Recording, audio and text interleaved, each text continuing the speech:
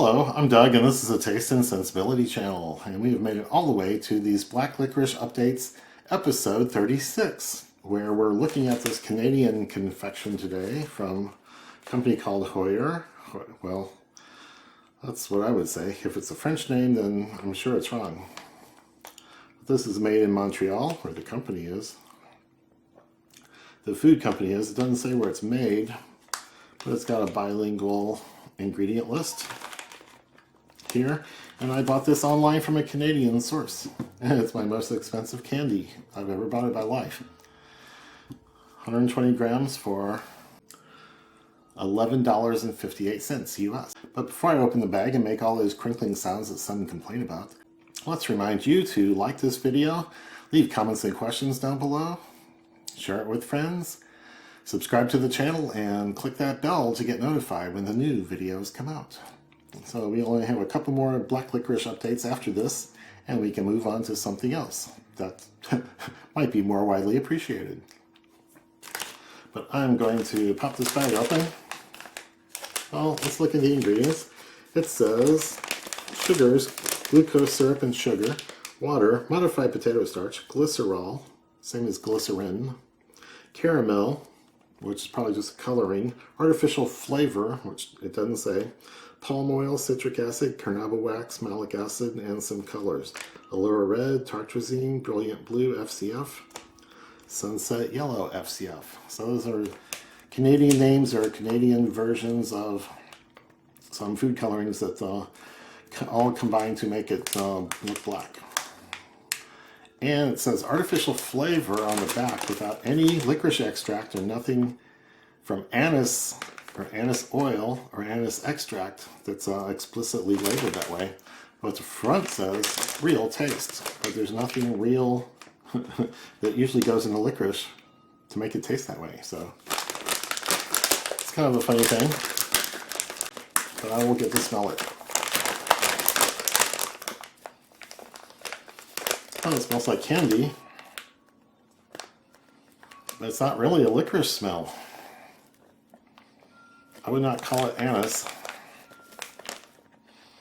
I don't get any wheat or bready things or graininess. Wow, this is not much of a nose. I don't get any molasses or dark brown sugar or anything like that. So it doesn't have the aroma that a lot of my favorite licorices have. It does smell like a candy, but it's some kind of vague fruitiness, vague artificial grape, artificial strawberry. I'm not sure, but they are called licorice bears, and there's the bear shape. Oh, this poor guy has a leg missing. I'll go ahead and eat him first and put him out of his misery. So, no real smell. And the material looks kind of brown on the inside where the poor bear's leg used to be. So let's go.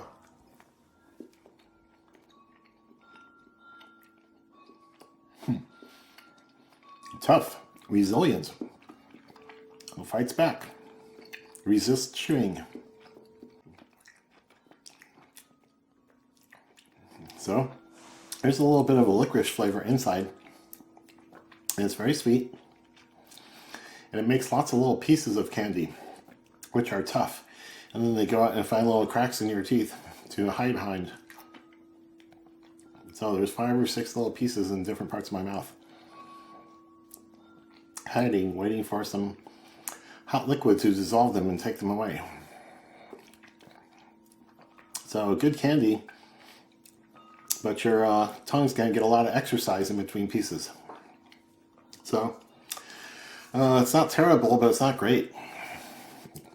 It's sweet and licorice are the only flavors. Nothing rich or food-like. Sugar, sweetness is the only kind of sweetness. And there's a bit of a licorice flavor. And I don't know what that's from. And I'd say the second piece took a lot of chewing and tasted even sweeter and a stronger licorice flavor with some bitterness attached to it. So it's way more like black, like licorice extract than it is anise. So it's a good candy, and an open bag is going to disappear with many licorice lovers, but they will not be impressed. It will not fall in their upper 50% of all the licorices they've had, probably. So the third piece is much the same. It's getting sweeter and is pretty strong licorice flavor now, even though I didn't think so from the first piece. It has pretty much saturated my mouth and taste buds, and it's hard to picture getting stronger from here. And there's lots of little shards and pieces all over, stuck in crevices and behind teeth. So it's okay as a candy. It's not a licorice connoisseur's type of confection. A lot of people would be satisfied with it, and then lots of connoisseurs are just going to go, yeah, I don't need that again. So I'm going to reach over here for my comments that I've been reading from all the first 30 episodes that I put up. And these comments are about Lucky Country Black Licorice, which was number 7 on the original episodes.